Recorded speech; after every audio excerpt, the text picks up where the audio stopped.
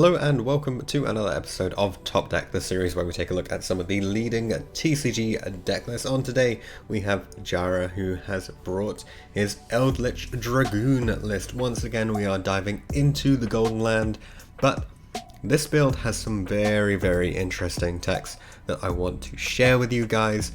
He's known for bringing some serious spice into his community's deck list, and a lot of them do end up topping. So let's dive right in with this very interesting Eldlich list. So, 2 Golden Lords, 3 Eldland, 3 Droplet, 1 Magicalized Fusion. If you don't know what this one does, you get to fusion summon a spellcaster fusion monster by banishing the fusion materials on it from your graveyard. This is a way into Red Eyes Dark Dragoon. There's also 1 Foolish Burial Goods, 1 Elixir of White Destiny, 3 Mystic Mine, 3 Pot of Extravagance, 3 Red Eyes Fusion, 3 Red Eyes Insight, which allows you to add a Red Eyes spell or trap by sending a Red Eyes monster from your hand or deck to the graveyard. So this searches the Red Eyes Fusion because you're typically not attempting to summon anything else. You just resolve this and set a bunch of traps basically. And then 3 Conquistador of the Golden Land, 3 Ice Dragon's Prison. Again, I've got to say this trap is just so powerful, definitely well worth considering. 3 Scarlet Sanguine, 3 Wakero, 1 Guardian, so that you have that additional name, 1 Metaverse, 1 Red Eye Spirit to bring back your Red Eyes Dark Dragoons from your graveyard, then 1 Dark Magician, and 1 Red Eyes Black Dragon. So your first summon you can do with your Predaplant, Verte Anaconda, ditching your Red Eyes Fusion to ditch these 2 and bring out your first guy. You can summon another one with the Red Eye Spirit, you can summon another one with Magicalized Fusion. That way you can use all 3 of your Dragoons if you need to. For the extra deck, there is 1 Meteor Black Comet Dragon, which I don't think we've seen in a list for an age, I'll be honest. If this card's fusion summoned, you can send a Red Eyes monster from your hand or deck to the graveyard, and if you do, inflict damage to your opponent equal to half the original attack. So if you get into time, you can use this card's effect like that. If the card is sent from the monster zone to the graveyard, you get to target 1 normal monster in your graveyard and special summon it. So yeah, that bit's, I assume, not super relevant because these are the only 2 targets for that anyway. Then we've got triple Red Eyes Dark Dragoon, obviously the powerhouse of the deck. 1 Constellar Pleiades, which you can make with 2 of your trap monsters. 2 Super Dreadnought Rail Cannon Gustav Max. Presumably there is then a way to neatly OTK your opponent, is that possible? So each of these would do 2,000. This would do half the original attack, so it would only do 1,200. Yeah, that's still a little bit shy, but if you can put in some attack damage, you should very easily be able to take out your opponent's life points. Then there's also 1 Liber, which you can summon by using a rank 10 machine Exes monster, so you can use one of these guys and then you get the double attack with this, or even more than that actually. Then there's 1 Access Code, 1 Blackluster Soldier, Soldier of Chaos. Obviously you're running so many monsters with high levels, you might as well do it. 1 Imduk, 2 Link Spider, 2 Anaconda. I realised I've just totally walked past the Red Eyes Wyvern, which it is worth mentioning during the end phase. Banish it from the graveyard, target a Red Eyes monster in your graveyard, special summon it. So that includes Dragoon, so you can chuck this into the grave with Red Eyes Insight and then banish it from the graveyard, and as long as you didn't normal summon or set during that turn, bring back the Dragoon again. So just loads of ways to bring out Dragoon here. For the side deck, triple Lancia, I think this is really impactful for particular matches, like very good in the Dinosaur matchup, for example. 1 Artifact Side, there is like a full Sanctum package here as well to go with that. The 3rd Eldlich, if you ever need it.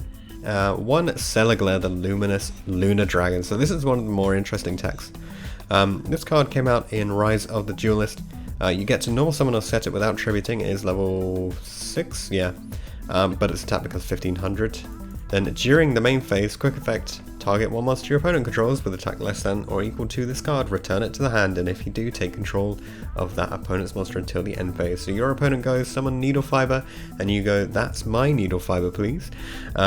Really nice effect. You only get to use it once per turn, but generally not a problem. If you need this attack to be beefier than the 1500s, if you need it to be 2400, so you actually take something of slightly higher stat, you can always just tribute one of your various traps that you're going to be special summoning anyway. So really not a problem.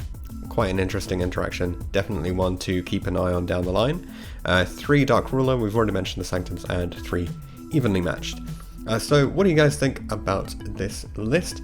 I think it's a really interesting concept to have so many ways into Dark Dragoon, and let's move on to the siding strategy then, and we'll go through the rounds after that. So we've got siding patterns for Salad, Invoked, Combo decks, and Trap or Stun decks.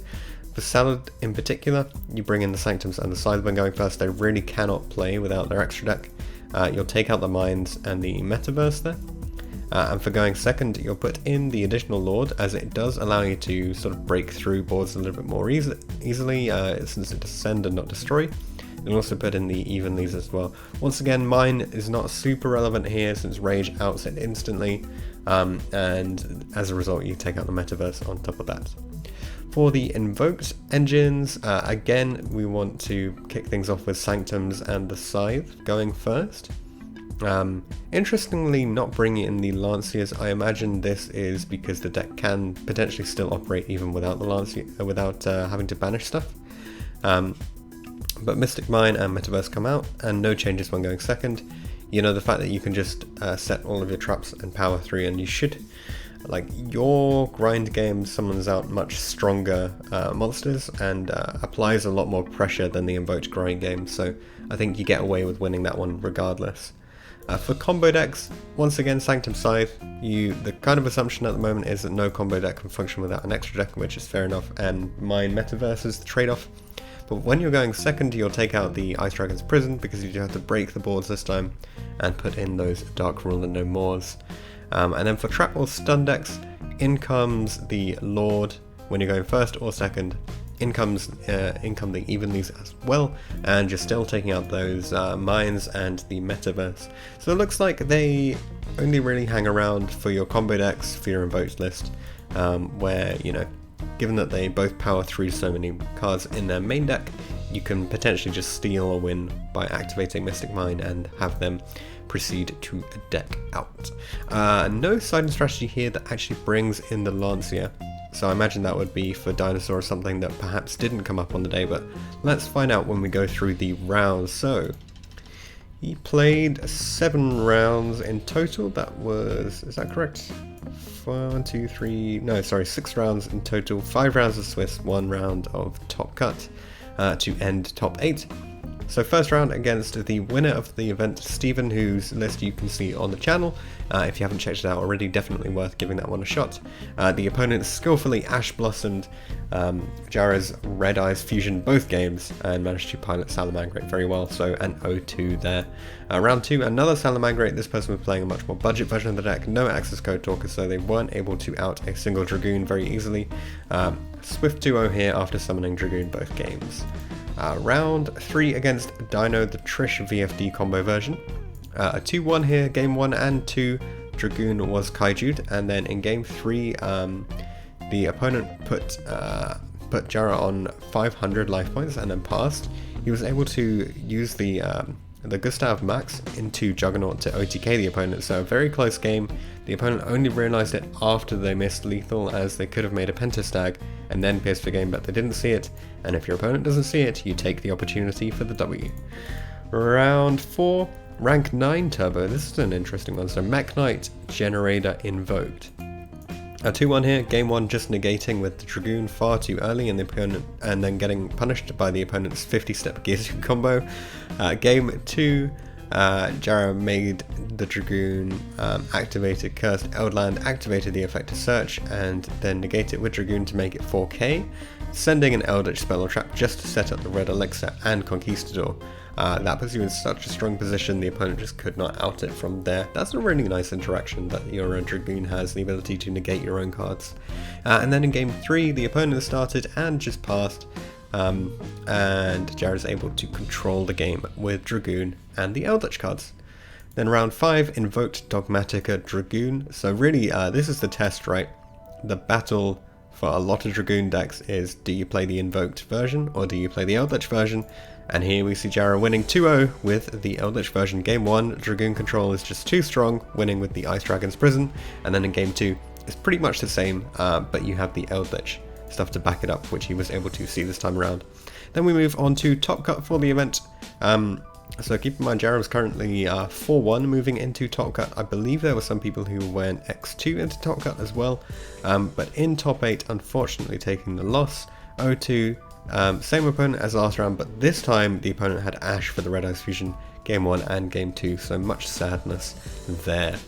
So ending up Top 8. What about we get some, let's get some more information about how this list operates. So, the list obviously tries to go first. You try to stick a Red Eyes Fusion if you're going second otherwise, but you should be in a pretty strong position going first. Typical lane board, just Red Eyes Dark Dragoon with some traps, and the win condition is the fact that you can outgrind with Dragoon negating everything that you need to, and the Eldlich traps just get rid of everything and give you a great Gorang game. So the hardest matchup is probably a sort of Dragoon build, as it's hard to out the opponent's Dragoon, but it can be done with the Ice Dragon's Prison or just crashing your Dragoons. Ash Blossom is, he says Ash Blossom is the hardest matchup, however, most players are currently playing Gamma and Imperm. Also Dinos are a hard match, but luckily most Dino players play Dinos for a reason, and thankfully between Ice Dragon's Prison and Hulk, you can just, Hakera, sorry, I'm misreading that.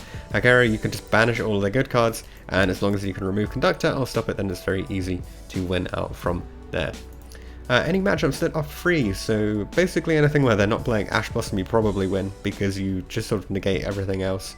So any changes that he would make to this list? Well, he originally cut Call by the Graves for Forbidden Droplets in this list, as you can see it. So those 3 droplets would have been call buys. He believes it was a mistake, but he felt that most people were not playing Ash, so he sort of included extra outs for Dragoon instead. In hindsight, that was a mistake, so going back to call buys in the main in the future is probably correct, because you just can't play through Ash very well. Would he play it again in the future? He says absolutely yes, resolving Red Eyes Fusion gives you free wins, so why not? And shoutouts go to Luke, James and Stephen, and also Ninja Cake Cards.